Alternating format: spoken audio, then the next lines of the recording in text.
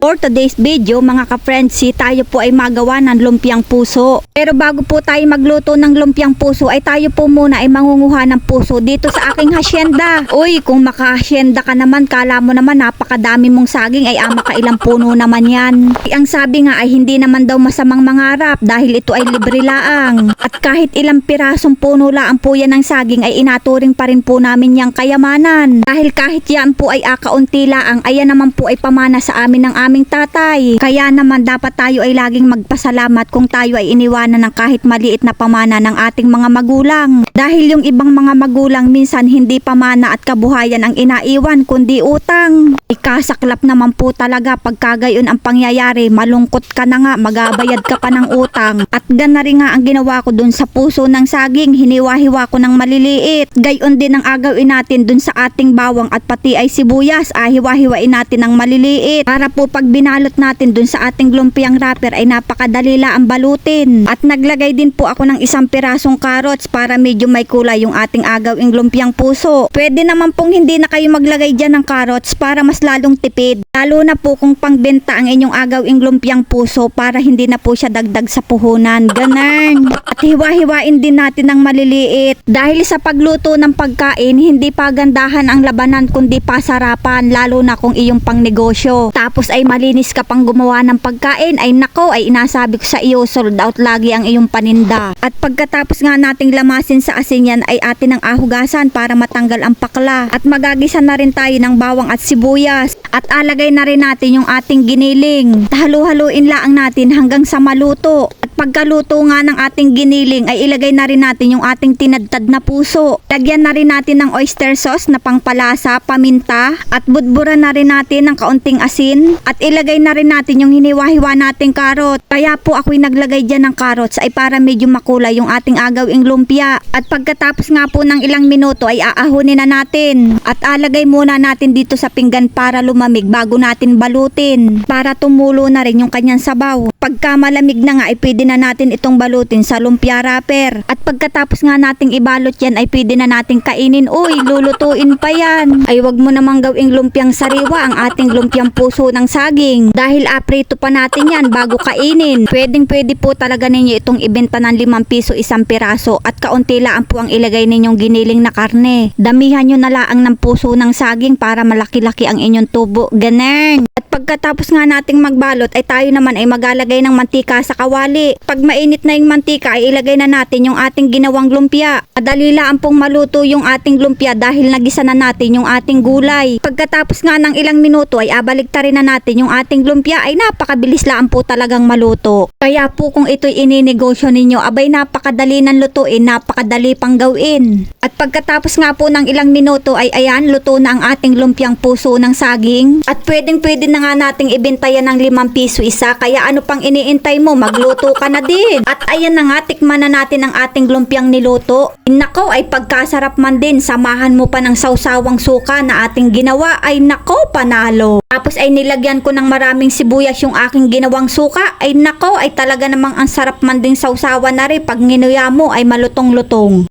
Pwede siyang iulam sa kanin pero mas masarap siyang papakin. Pwede po ninyo itong gawing merienda kung ayaw po ninyong iulam sa kanin. Ay kahit naman po talaga sobrang init pa ay talaga naman pangdali ako sa pagkain, lalo na yung ganaring sawsawan, ay nako, ay napakasarap po man din ang ganare. Ay hindi na po ako nagkanin dyan at ito pala ang ay solve na sa akin. Kaya naman po ay ayos na ayos talaga aring pang merienda. Mga ka-friendsi, pasubscribe na lang po ng aking YouTube channel. Thank you for watching po and see you again guys!